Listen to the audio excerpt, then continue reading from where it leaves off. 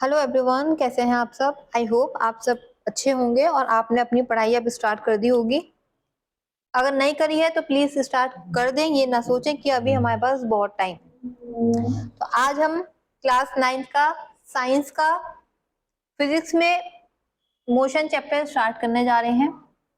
Maths में जो chapter start हो गया है उसकी प्रैक्टिस करते रहें। डेली मैं नए नए टॉपिक आपको कराती रहूंगी और आप घर पे प्रैक्टिस करते रहिए। किसी को कोई भी डाउट हो तो वो मुझे कमेंट सेक्शन में कमेंट करके भेज सकता है। तो अब मोशन मोशन क्या चीज है सबको पता है। किसी से अब अगर हम पूछे मोशन क्या है, बच्चे क्या कहेंगे? कोई भी चीज चलती है, कोई भी चीज मूव कर रही है, कोई भी ऑब्जेक्ट आपका मूव कर रहा है तो वो मोशन में है। ठीक है, कोई भी हमारा ऑब्जेक्ट है वो मूव कर रहा है, वो मोशन में है। मूव करने का क्या मतलब है? What is the meaning of move? Move मतलब कोई भी ऑब्जेक्ट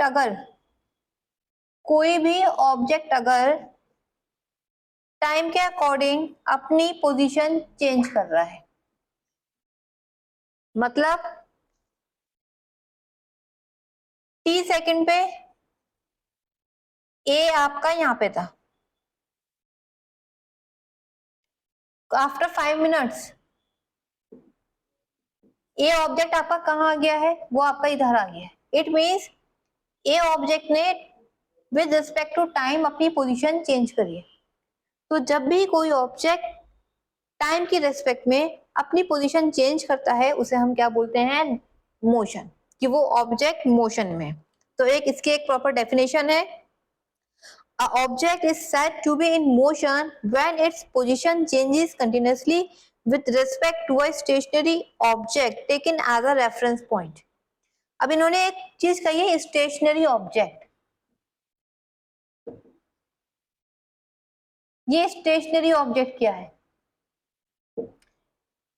स्टेशनरी ऑब्जेक्ट एक रेफरेंस के लिए दिया है इन्होंने। सपोज करो हमारे पास दो ऑब्जेक्ट हैं, एक है ए और एक है बी। बी हमारा मूव नहीं कर रहा है, वो कर ही नहीं सकता। मान लो कि वो क्या है, वो एक हमारा ट्री है। ठीक है, अब ट्री तो अपनी रूट छोड़ के दूसरी रूट पे नहीं जाएगा, हालांकि उसके लीव्स मूव करती रहती हैं कंटिन्यूअसली, लेकिन उसकी जो स्टेम है वो तो नहीं जाएगी कहीं अपनी रूट छोड़ के।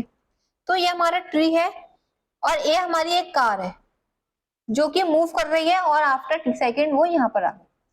तो अगर हम बी के रेस्पेक्ट में देखें तो ए हमारी मूव कर रही है, या ए हमारा एक मूविंग ऑब्जेक्ट है। तो ये स्टेशनरी ऑब्जेक्ट उन्होंने एज अ रेफरेंस इसलिए लिया है ताकि हम इसको कंपेयर कर सकें। तो ये हो गई आपकी मोशन। मोशन के एग्जाम्पल बहुत सारे हो सकते हैं, आपको पता ही है, कार मूविंग, मूविंग कार। ठीक है, boy is walking on the road. ठीक है, और भी हो सकते हैं। तो मोशन मोशन आपका स्लो भी हो सकता है और फास्ट भी हो सकता है। मतलब भाई एक रोड पे कार मूव कर रही है, कार जा रही है बहुत तेजी से, तो हमें दिख रहा है कि वो मोशन में है। लेकिन हमारे सराउंडिंग में कुछ चीजें ऐसी भी हो रही हैं जो कि हमें दिख नहीं रही है पर मोशन हो रहा है। ठीक है, जैसे आप प्लांट्स ले लीजिए। प्लांट्स होते हैं, प्लांट्स की स्टेम तो मूव नहीं करती है बट प्लांट्स की लीव्स है। आपने देखा होगा प्लांट कभी भी ऐसे छोटा सा तो रहता नहीं है, वो भी ग्रो होता है। आज इतना था, आज वो यहां तक था, कल वो ऊपर हो गया, बड़ा हो गया। तो इट मीन्स इसकी भी स्टेम मूव कर रही है बट वो अपनी पोजीशन चेंज नहीं कर रही है, वो अपवर्ड डायरेक्शन में मूव कर रही है। अब लीव्स हैं, लीव्स पहले यहां थी, अब वो इसकी स्टेम बड़ी हो गई तो वो यहां आ गई। ठीक है, तो कुछ मोशंस ऐसे होते हैं जो स्लो होते हैं, जो कि हम नोटिस नहीं कर पाते या हम धीरे धीरे नोटिस कर पाते हैं। कुछ मोशन ऐसे होते हैं जो बहुत फास्ट होते हैं, जो हम एकदम ही देख पाते हैं। ठीक है, अब नेक्स्ट टॉपिक क्या आता है? अब ऑब्वियसली कोई ऑब्जेक्ट आपका मूव कर रहा है तो वो कुछ डिस्टेंस कवर कर रहा होगा। डिस्टेंस तो हम सभी ने पढ़ ही रखा है, बहुत छोटी क्लास से आप पढ़ते आ रहे हैं डिस्टेंस, है ना। किसी ऑब्जेक्ट ने टी टाइम में कितना डिस्टेंस कवर किया, इसे हम क्या बोलते हैं, डिस्टेंस ट्रेवल। अगर हमारे पास कोई ऑब्जेक्ट है ए, उसने टी सेकेंड्स में या टी आवर्स में वो यहां आ गया इस पॉइंट पे, तो उसने यहाँ टोटल कितना डिस्टेंस कवर करा, कितना इस डिस्टेंस चला। आप अपने घर से निकले या आपका घर है, आप अपने घर से निकले, आप अपने स्कूल पहुंचे, ठीक है। अगर आपसे पूछा जाए आप कितना आपने डिस्टेंस ट्रेवल करा, तो इनके बीच में आपने कितना डिस्टेंस चला, चाहे आप वॉक करके गए, चाहे आप कार से गए, चाहे आप बाइक से गए, चाहे आप कैसे गए, लेकिन जितना आपने डिस्टेंस चला आप वो बताएंगे। तो ये होता है हमारा डिस्टेंस ट्रेवल, मतलब टोटल पाथ जो आपने कवर करा एक पॉइंट से दूसरे पॉइंट पे जाने के लिए। तो इसकी एक प्रॉपर डेफिनेशन क्या है, the distance travelled by a body is the actual length of the path covered by a moving body irrespective of direction in which body travels. इसमें हमारे पास डायरेक्शन मैटर नहीं करती है, आप चाहे ऐसे चलिए, चाहे ऐसे चलिए, चाहे ऐसे चलिए। अगर आपसे पूछा गया टोटल डिस्टेंस तो आप इसको भी ऐड करेंगे, इसको भी ऐड करेंगे, इसको भी ऐड करेंगे। तो डायरेक्शन यहाँ मैटर नहीं करती है, आप कोई सी भी डायरेक्शन मूव कीजिए। टोटल डिस्टेंस जब भी आपसे पूछा जाएगा आपको सिंपली सारे डिस्टेंसेस ऐड करने हैं, ठीक है। एक आपको एग्जाम्पल से समझाती हूँ, कोशिश कीजिएगा समझने की।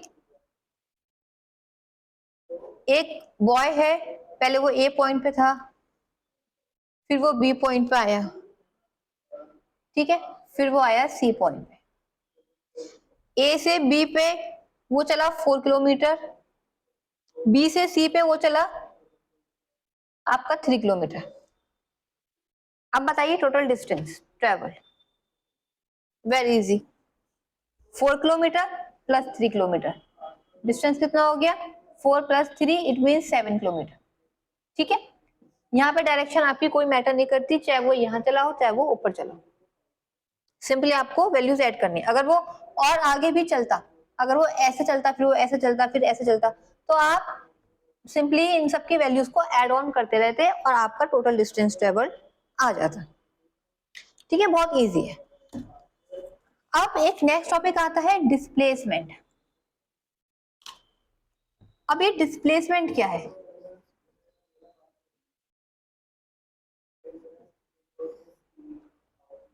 अब ये डिस्प्लेसमेंट क्या है,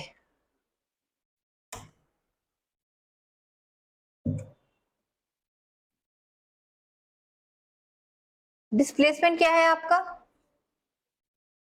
आप हमने पीछे एग्जांपल लिया था, एक पॉइंट था वो ए से बी पे गया, फिर बी से सी पे गया।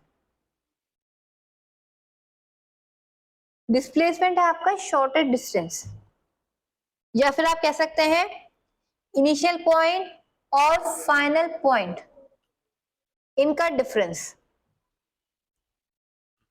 The distance between starting point and final point, इसे हम क्या कहते हैं, डिस्प्लेसमेंट। जैसे कि ए चला था, ये 4 किलोमीटर था, ये 3 किलोमीटर था।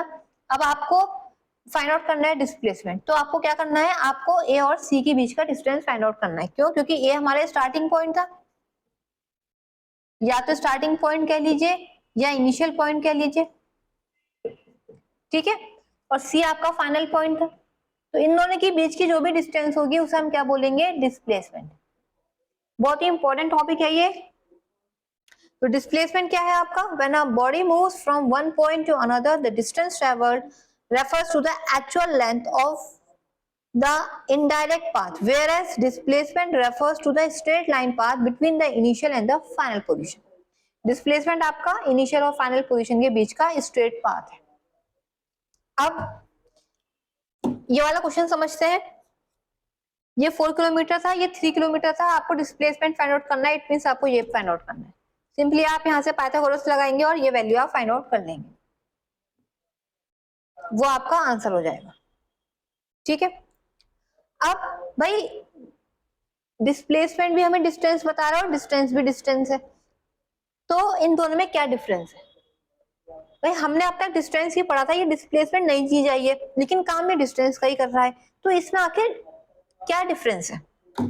यूनिट तो इन दोनों की सेम होंगी। अगर आपका डिस्टेंस मीटर में है तो आपका डिस्प्लेसमेंट भी मीटर में होगा। स्टैंडर्ड यूनिट, एसआई यूनिट आपको पता है मीटर होती है।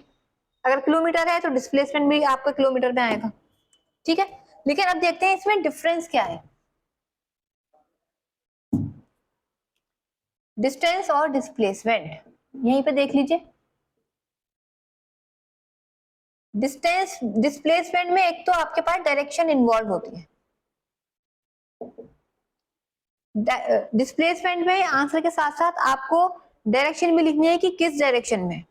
फाइनल पॉइंट आपका इनिशियल पॉइंट ये था, फाइनल पॉइंट ये था, ठीक है। तो इसमें आपकी डायरेक्शन भी होगी कि वो किस डायरेक्शन में आपका जा रहा है, जबकि डिस्टेंस में हमारे पास कोई डायरेक्शन नहीं है, नो डायरेक्शन। डिस्प्लेसमेंट में मैग्नीट्यूड होगा और डिस्टेंस में भी मैग्नीट्यूड होगा। ये तो आपकी सिमिलैरिटी हो गई। अब डिस्टेंस ऑब्वियसली कोई बंदा अगर यहाँ ए पॉइंट से बी पे मूव कर रहा है तो कुछ ना कुछ तो वो चलेगा ही, भले चाहे वो 1 किलोमीटर क्यों ना चले, क्या पता वो एक स्टेप चले, लेकिन कुछ तो चलेगा। तो डिस्टेंस कभी भी आपका जीरो नहीं होगा, नेवर जीरो। लेकिन डिस्प्लेसमेंट आपका जीरो हो सकता है। कैसे? अब आप यहां से चले, अब आपने सर्किल वाला पाथ कवर किया और लौट के आप ए पे ही आ गए। अब अगर आपसे डिस्प्लेसमेंट पूछा जाए तो क्या होगा? यहाँ पे आप कहेंगे मैम आपका इनिशियल पॉइंट भी ए है और फाइनल पॉइंट भी ए है। अब अगर हम उन दोनों को माइनस करेंगे तो बताइए क्या आएगा? यस, तो आपका क्या आएगा उसमें? जीरो। तो वो आपका क्या है? तो डिस्प्लेसमेंट आपका जीरो है। तो इट मीन्स आपका डिस्प्लेसमेंट जीरो हो सकता है और डिस्टेंस आपका कभी भी जीरो नहीं हो सकता है। ये सबसे मेजर डिफरेंस है डिस्प्लेसमेंट और डिस्टेंस के बीच का। दूसरा, अब आपको पता है कि जिन क्वांटिटीज में डायरेक्शन और मैग्नीट्यूड दोनों होते हैं उन्हें हम क्या बोलते हैं? Vector quantity. और जिन क्वांटिटीज में ओनली मैग्नीट्यूड होता है उन्हें हम क्या बोलते हैं? Scalar quantity.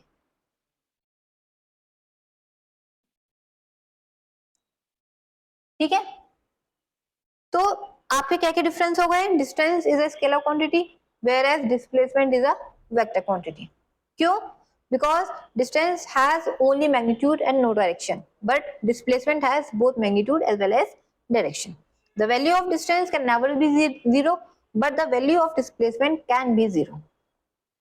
ठीक है, तो ये आपके कुछ डिफरेंस है डिस्टेंस और डिस्प्लेसमेंट के, बहुत इंपॉर्टेंट टॉपिक है, इस पे क्वेश्चन जरूर आते हैं।